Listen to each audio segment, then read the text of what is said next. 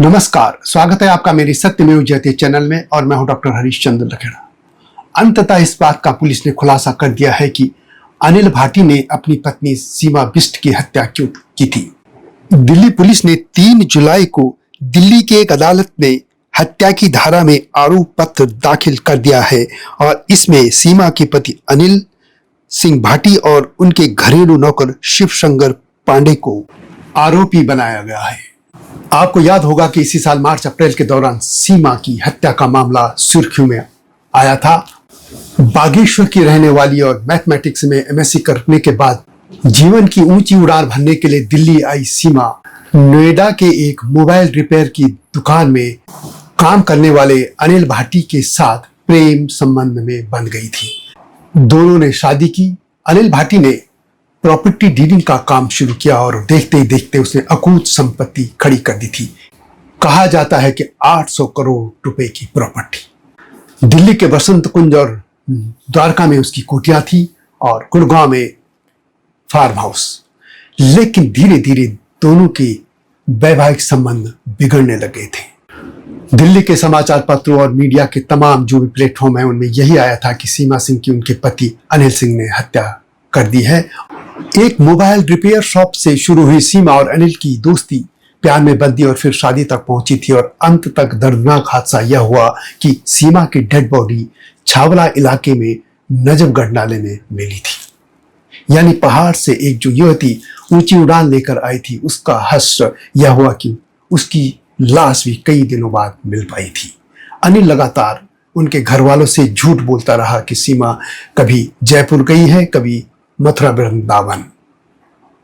2005 में दोनों की मुलाकात हुई थी और 6 महीने के बाद दोनों ने शादी कर ली थी। एक 16 साल का और एक 8 साल का। और यह परिवार शीघ्र ही ऑस्ट्रेलिया भी शिफ्ट होने जा रहा था, परंतु नियति को कुछ और मंजूर था। सीमा उत्तराखंड के बागेश्वर की रहने वाली थी और नैनीताल विश्वविद्यालय से उसने मैथमेटिक्स में एमएससी किया था और इसके बाद वह रोजगार की तलाश में दिल्ली चली आई थी और यहीं पर एक मोबाइल की दुकान पर काम करने वाले अनिल सिंह भाटी से उसकी मुलाकात हुई थी। इसी साल 15 मार्च को नजफगढ़ नाले में उसी सीमा का शव मिला था। नजफगढ़ नाला वही है जो कि कभी साहिबी नदी हुआ करती थी और इसी साहिबी नदी से सीमा का क्षत विक्षत शव मिला था। पहचान पाना मुश्किल था, लेकिन गले में सोने की चेन और नथ पर बने हॉलमार्क ने मृतका की पहचान का दरवाजा खोला था। जांच में पुलिस ने पाया कि चेन पर बना हॉलमार्क नकली था, लेकिन नथ पर बना हॉलमार्क असली था, जो तमिलनाडु के होसूर की एक ज्वेलरी फर्म का था। पुलिस ने वहां जांच कार्रवाई की तो पता चला कि यह फर्म देश की एक नामी आभूषण कंपनी के लिए हॉलमार्क बनाती है। कंपनी से जानकारी मिली थी कि यह नथ 26 जनवरी 2024 को द्वारका के एक शोरूम से सीमा सिंह नाम की महिला ने 71,000 रुपए में खरीदी थी। खरीदार का पता द्वारका सेक्टर 10 का था। पुलिस जब उस पते पर पहुंची तो पता चला कि सीमा 11 मार्च से लापता थी। किसी ने गुमशुदगी दर्ज नहीं कराई थी। पुलिस ने जब मृतका की बहन बबीता और नीमा को शव की तस्वीर दिखाई तो उन्होंने सीमा की पहचान की पुष्टि कर दी थी। सीमा के बड़े पुत्र ने भी कह दिया था कि यह उसकी मां का शव है। वास्तव में सीमा की हत्या उसी के पति अनिल सिंह भाटी ने की थी और इस वारदात में उसका घरेलू नौकर या गार्ड भी कह सकते हैं वह शिव शंकर पांडे भी शामिल था। हत्या की मुख्य वजह पति पत्नी और वो यही बात सामने आई है। यानी अकूत संपत्ति आने के बाद अनिल किसी महिला के प्रेम चक्कर में फंस गया था। पुलिस ने जो आरोप पत्र दाखिल किया है उसके अनुसार पिछले साल करवा चौथ पर अनिल सिंह भाटी ने किसी और महिला को 9 लाख रुपए का हार गिफ्ट किया था। सीमा को जब इसका पता चला तो दोनों के बीच बड़ा विवाद हुआ। इसके बाद अनिल ने सीमा के मोबाइल फोन को छीन लिया और उसे नया सिम और फोन दे दिया था ताकि वह किसी से संपर्क न कर सके। उसका बड़ा बेटा भी गुरुग्राम में अनिल के साथ रहने लग गया था। पुलिस की जांच में यह बात सामने आई कि अनिल अपनी पत्नी से यानी सीमा से पीछा छुड़ाना चाहता था। उसने अपने घरेलू नौकर शिव शंकर को भरोसे में लेकर हत्या की साजिश रची। शिव शंकर अनिल की कोठी के पार्किंग में रहता था और गार्ड का काम करता था। वह सीमा की हर गतिविधियों पर नजर रखता था और अनिल को कहता था कि साहब यानी अनिल जब भी कहेंगे तो वह मैम यानी सीमा को रास्ते से हटा देगा। वह उत्तर प्रदेश का निवासी है। पुलिस के आरोप पत्र के अनुसार 11 मार्च को अनिल ने शिवशंकर को फोन करके तैयार रहने को कहा। शाम को अनिल अपनी द्वारका स्थित कोठी पर आया। उसने 500 रुपए देकर शिवशंकर को छोटे बेटे को लेकर गोयला डेयरी में दादी के पास भेज दिया, लेकिन बेटे ने जिद की कि उसे वापस मां के पास जाना है, तो उसे वापस फिर सीमा के पास ले आया गया। अनिल ने सीमा का मोबाइल छोटे बेटे को दे दिया ताकि वह गेम खेलने में व्यस्त रहे।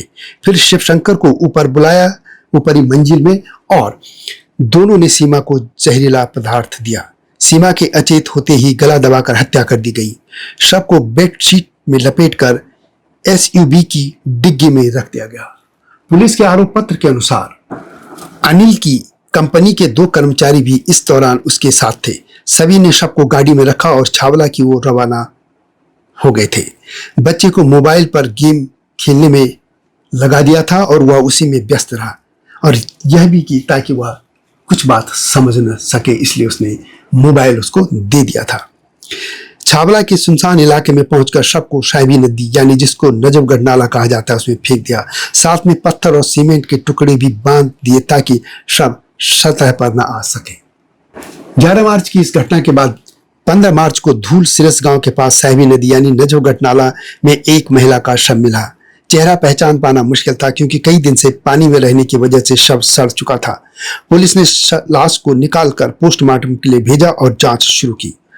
पुलिस के आरोप पत्र के अनुसार आसपास के इलाकों में लापता महिलाओं की जानकारी खंगाली गई, लेकिन कोई सुराग नहीं मिला। शव के गले में एक सोने की चेन और नाक में नथ थी जिस पर हॉलमार्क बना था। पोस्टमार्टम के बाद 26 मार्च को शव का अंतिम संस्कार करा दिया गया और केस दर्ज कर छानबीन शुरू हुई थी। किसी ने गुमशुदगी की दर्ज भी रिपोर्ट नहीं कराई थी। पुलिस ने जब मृतक की बहनों बबीता और नीमा को शव की तस्वीरें दिखाई तो उन्होंने सीमा की पहचान की पुष्टि कर दी थी। यह बात मैंने पहले भी बताई है। यानी पुलिस के आरोप पत्र में यह साफ तौर कहा गया है कि अनिल का किसी महिला से संबंध हो गया था जिससे सीमा परेशान थी, दुखी थी, और इसी से परिवार में कलह शुरू हो गया था। यह एक प्रेम कहानी का इस तरीके से अंत हुआ था, और अब पुलिस ने अनिल और शिवशंकर के खिलाफ हत्या और साजिश रचने का मामला दर्ज कर चार्जशीट यानी आरोप पत्र कोर्ट में दाखिल कर दिया है।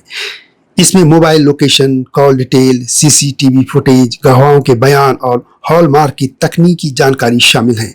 मामला अदालत में है। अब अदालत में ये सबूत कितने कारगर साबित होते हैं कि अनिल और शिवशंकर को सजा मिल सके।